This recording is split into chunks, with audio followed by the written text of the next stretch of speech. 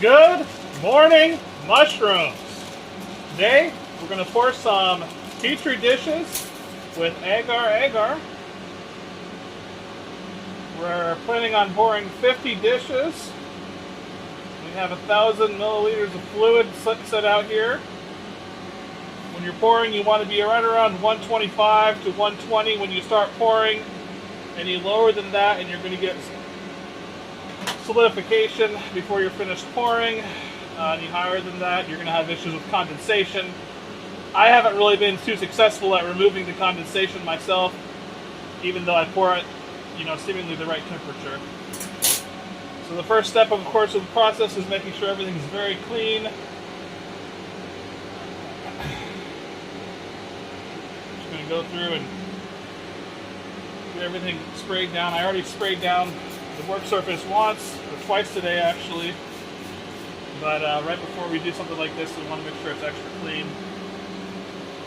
I've sprayed down the bag that these came in, sprayed down my gloves, sprayed down the scissors.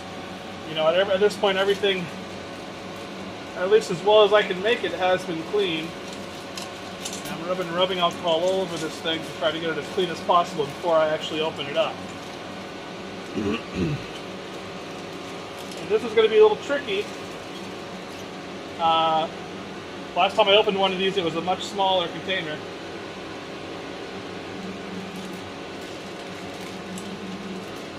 Last time I did it was 15, these are 25. So you want to do this without, dropping them everywhere, ideally. These are currently sterile inside here. I'm just going to concentrate for a minute on what I'm doing.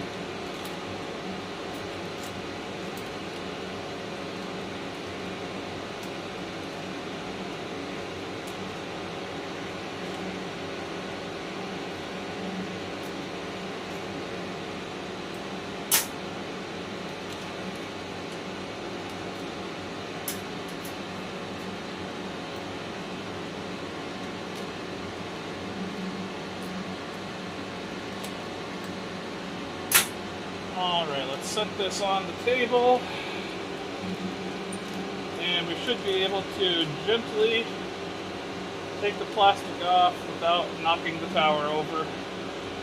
It's like a big expensive game of Jenga, especially once they're all filled up. Alright, look at that.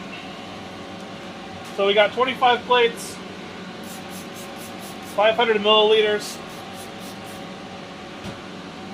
These plates are getting the green fluid. We've got green and black here. There is a reason they're two different colors. The green is Malt Extract Agar, or MEA. And the black is Malt Extract Agar with some yeast extract, nutritional yeast. Some little experimentation I'm doing based on a recommendation of another channel. Alright, so this is ready to pour. I'm not going to waste any time. I'm going to spray my hands on one more time. This left hand is going to be the really important hand to be clean. This is the one that's going to be touching the petri dishes directly. So we want to make sure this hand is super clean. And it's kind of like a little bit of a, kind of feels like a daredevil move doing this, but we're going to quickly and efficiently pour these without dropping or spilling anything.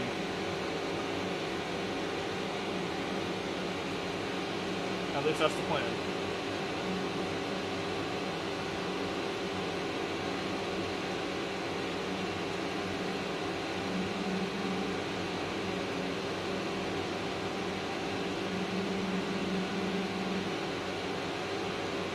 Now, ideally would not be spilling agar all over the place.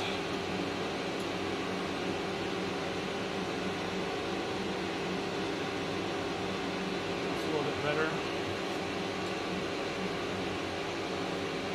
I think maybe next time I'll split this up into two piles.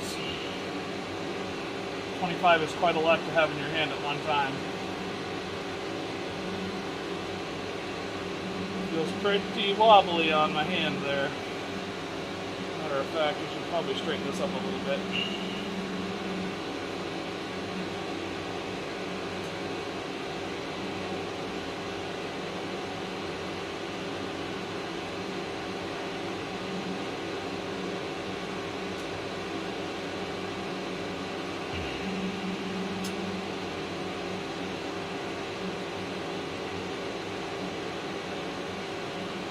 how I feel about this handle. I've recommended it on a Facebook page, but I'm not sure if I'm just not doing it right, but I don't think it's really making it easier than holding the jar itself.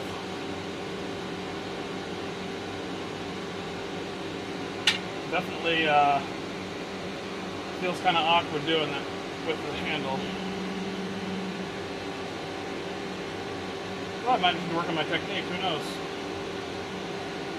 Oh, that's good enough.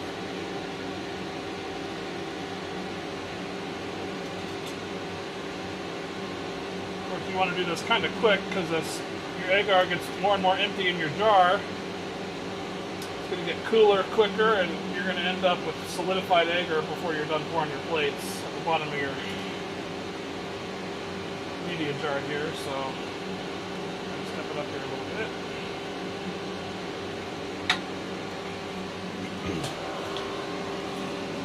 Sorry about bumping the camera, just got to readjust here.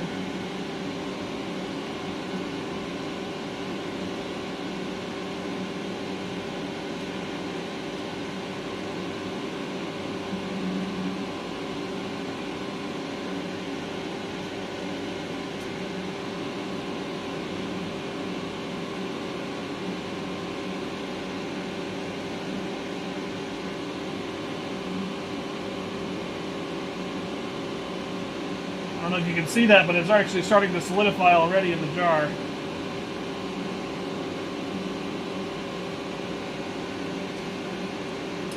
I don't think we're going to get all these plates filled, which is kind of disappointing. Yep, that's the last one. So we have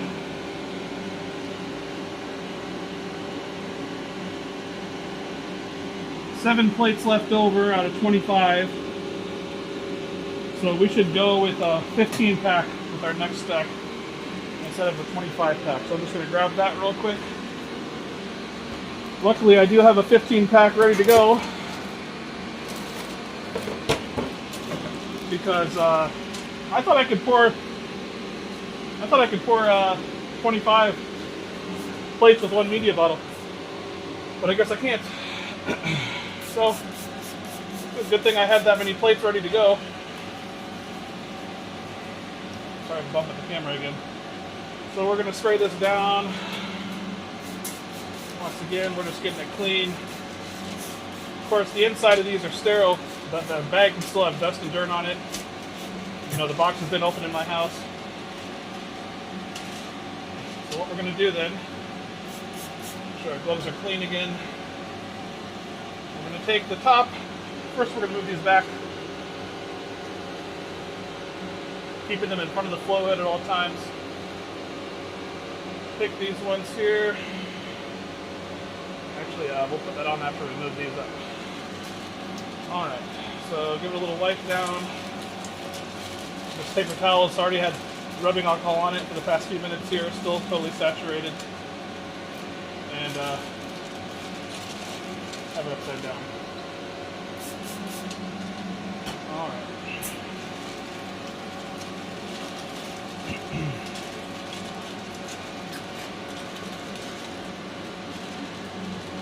These are a little bit easier to handle in a 15 pack. Definitely might go 15 pack next time I buy these. Just because it's easier to open it up and handle it, really.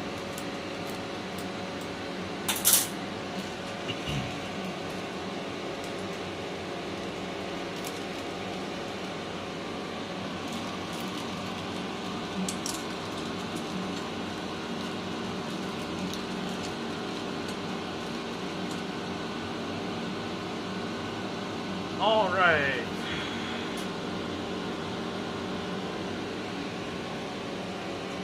I sat down away from the mess we made. All right, and then we can take these. They're all up there. We're probably going to have a few extra plates, I guess, anyway. But I'll try to pour a little bit less and hopefully conserve enough to still finish up this whole stack. So we're cleaning our gloves once more, making sure we're extra clean. Take this off there to open it. I don't want to shake the table too much.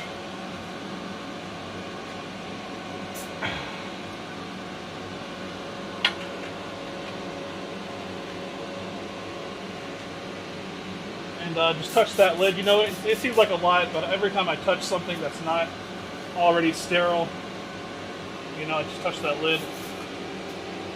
With this left hand, it's going to be the clean hand. I want to spray it off one more time. All right, and vinegar.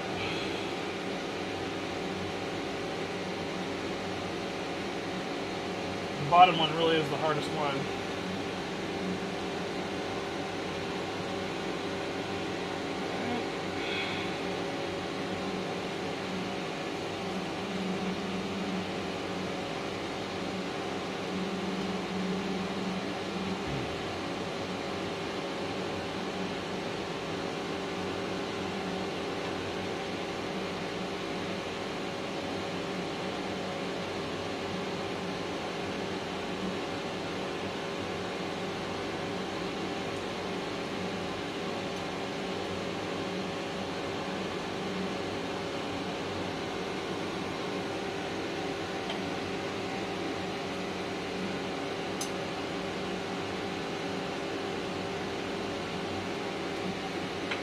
Yeah, I'm just not a fan of this handle. It's you gotta put your arm on a real extreme angle to get it to pour out. Maybe that's how you're supposed to do it anyway.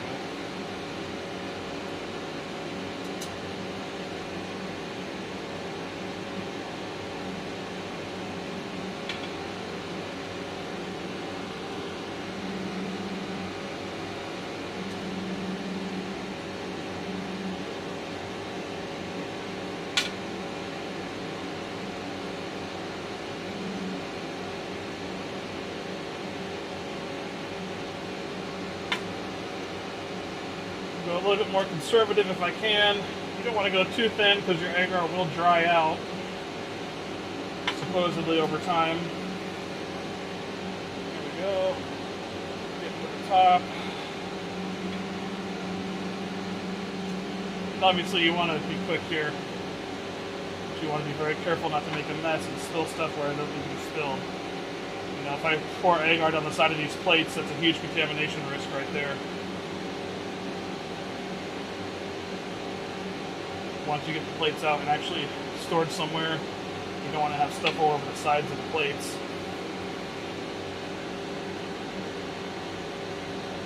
And we got some solidification happening already. I'm going to try to speed this up. You know, a little bit of solidification isn't going to hurt anything. But if it gets too chunky, you're not going to have a nice pour.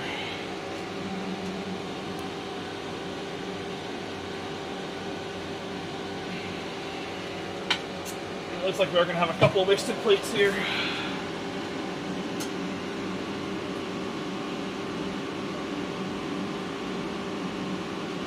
Matter of fact, that might be the last one. Let's see if we can do one more.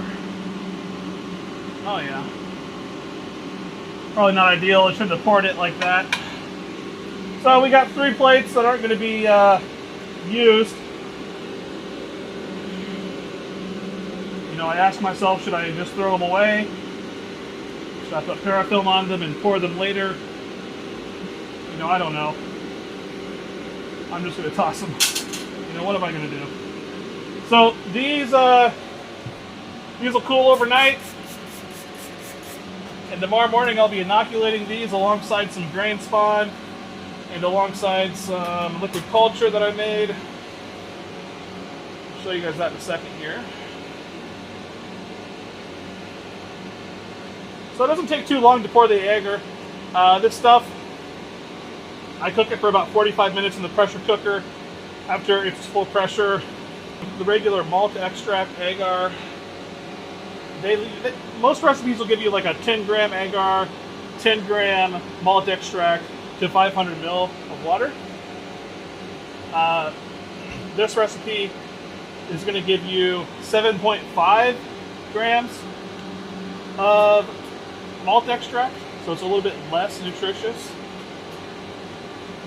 And the idea there is that when the mycelium has less nutrition, it's more likely to grow faster. It'll cover the plate faster, colonize faster on the plate, which is good for contamination. Also, you know, you can use a little bit less material. Nothing wrong with that. The black agar Agar, I should say. Everybody says it differently. But the black Agar is the same recipe, but we also add 0.25 grams of nutritional yeast powder. And I've put it through a coffee grinder to make it powderized. You can see there's still some solid Agar on the bottom of that. That's going to be fun to clean later. But the nutritional yeast is supposed to help it grow in more of a rhizomorphic growth, at least according to that channel I was watching. You know, I've never actually made that recipe myself, so I'm not going to sit here and say, yeah, this one's a good one to use. But I did make their MEA recipe for all my agar plates, and they came out pretty good. Matter of fact, now that I'm done with pouring, I can take a quick look. If you guys want to see my agar plates, how they're doing right now. There's some crazy stuff happening in here. So we pour those agar plates so that we can get something like this going. This is your Florida oyster culture from April 4th. It's almost June now. So it's almost 60 days old. Well, 55 days really. And it's actually growing through the parafilm, if you can see that. Hard to believe, but apparently you have to do more than just put it in parafilm. I'm not really sure what the solution is for that. But we've got our pink oyster here. You can actually see it turned the agar pink. And this agar, you can see it's the same recipe here. I didn't actually use food coloring on this one, but this is your pink oyster, and this is your Florida oyster. The pink oyster turned the agar plate totally pink. But even on this one, you can see it's coming up. You can see it's coming up through the plate there. I mean, this, you got your micropore tape here, so it's still okay, I guess. But I don't like the fact that it's growing. The mushrooms are growing up the sides of the petri dish. And if anybody knows how to stop that, let me know. I think my biggest mistake, maybe, was putting them in room temperature for this long. Maybe I should have been putting them in the fridge by now. This is my lion's mane. Tomorrow I'm going to be taking this lion's mane and putting it into liquid culture, and then also putting it in the grain spawn. But it's going pretty good in there. These were from spores. So definitely going to be doing a lot of work tomorrow. I'll be making a video showing my progress there. I just wanted to make a quick one tonight showing the process of pouring the agar plates and a little bit of the end result here. This is a blue oyster. But yeah, it's about midnight now, and I plan on waking up pretty early tomorrow to get the rest of this stuff done. So we'll just take a quick look at what's happening over here for tomorrow morning, and then we're going to say sayonara. So we got all this liquid culture here. This is ready to use, and we got a bunch of grain jars back there. So we're ready to make some mushroom blocks. Well, we will be ready in a few weeks here, I guess. But the liquid culture is because I have a bunch of new strains to put in. I already have liquid culture going for about 8 different strains right here. If you guys watch my videos, you already know that. But we're going to be adding some strains tomorrow. Right now we're only growing oyster and lion's mane. We're going to be mixing it up a little bit. We're adding some reishi. I got, I think, 4 different varieties of reishi. We got some new oysters. We're going to be growing yellow oysters and pink oysters and blue oysters for the first time. You know, those are some of the most common ones, but I wasn't growing them yet. And we're going to be taking the strains that we know are successful, which so far has been Florida, Pohu, and elm oyster for me in my, you know, very warm attic room. Those are the ones that are doing the best. That's your Florida right there. Really, the Pohu is the one that I think has been doing the best for me so far. But we're taking the best producers now. We're taking the ones that I got to fruit and the heat up here, and we're also putting some new ones in, and we're going to expand out the production. I was able to harvest probably 15 or 20 pounds of mushrooms so far, which I've shared amongst myself and my family. You know, I actually have ate quite a bit of them myself. I really am enjoying them quite a bit. But I'm ready to start selling them, ready to start production. Ramping it up into something more serious than just a little hobby.